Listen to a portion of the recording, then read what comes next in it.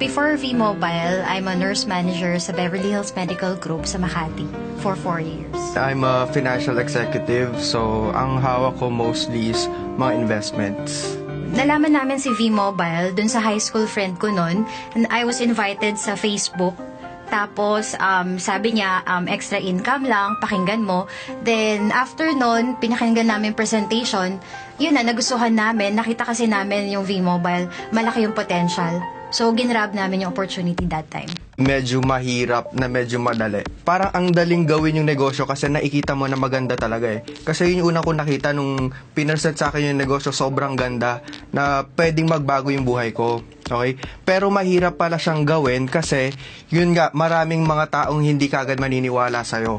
Na yung mga taong yun, akala mo sila'y maniniwala sa'yo, okay? Na sobrang, kumbaga, ka-close mo na sila, pero sila pa pala hindi maniniwala.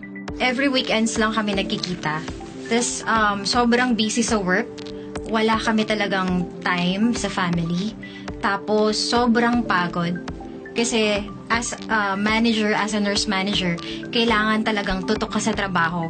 Pero yung kita, sobrang hindi ka mag-enjoy. Dito na-develop yung personality namin. To be honest, hindi mo ako mapapagsalita sa harapan ng taong hindi ko kilala. Pero nangyari sa V-Mobile, okay, kahit na sino na ngayon iharap mo sa akin, kahit gaano karami yan, hindi na ako nahihiyang kausapin. Kaya ako sumali talaga, kaya kami nag-franchise para kumita.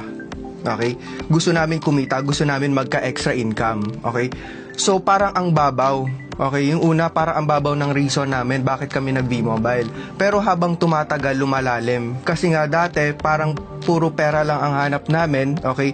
Pero ngayon nagbago. Instead na bulsa mo lang yung tumataba, okay? Tumataba din yung puso mo sa mga taong nakikilala at saka nakakasama mo at saka natutulungan mo. Marami kami natutunan, lalo na yung commitment mo sa tao na whatever it takes. Ngayon, yung pinaka-unforgettable na nangyari sa amin, yung trip namin sa Macau, pinuntahan namin yung mga leaders doon na may bagyo na pero pumunta pa din kami. Tapos alam na namin signal number 3 na, sumakay pa rin kami ng ferry pabalik ng Hong Kong. Tapos sa kalagitnaan nun, signal number 8 na. Ramdam namin na parang roller coaster na naiyak na ako na ganito pala yung whatever it takes na sinasabi ni Duncan. Kumbaga, wala akong ginawang negosyo before, di ako nag-traditional business, okay? Wala akong background sa ganitong negosyo, sa industriyang ito. Ang ginawa ko lang talaga, nag-attend ng mga trainings, nakinig sa mga mentors, okay?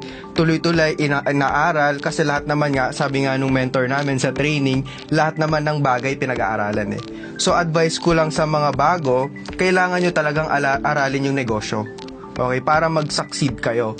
Isa pang mapapayo ko, isa lang, kumbaga para sa akin, parang importante. Kung gusto mo, if you want to be a millionaire, magdesisyon ka.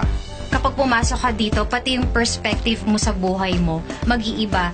Yung tipong para sa'yo or sa ibang tao, negative, pero pagdating sa'yo, dahil marami kang natutunan, marami kang na-experience dito sa V-Mobile, lahat yon parang sa'yo perfect lahat yung nangyayari. Tapos kailangan magkaroon ka ng compelling reason. Kumbaga, yun yung driving force mo. Kapag sobrang hirap ka na or parang nadadown ka na. Para kasi dito, dapat hindi ka talaga mag-quit. Kailangan ka talagang mag-play to win. Kailangan alam mo rin yung reason mo bakit ka nandito sa V-Mobile. Kailangan meron kang pinanghuhugutan. Alam mo dapat yung goal mo. Tapos ang goal mo dapat nakafocus ka doon. Okay? Nagsimba nga kami dati, okay, ang ano ng pare about sa focus. Okay? Like for example, yung kabayo, bakit siya merong takip sa side. Okay? Kasi para alam niya kung saan siya pupunta. Yun din ang kailangan nating alamin dito sa V-Mobile. Kailangan alam mo kung saan ka papunta. I'm Tay, dating nurse. And I'm Jeff, dating bank employee.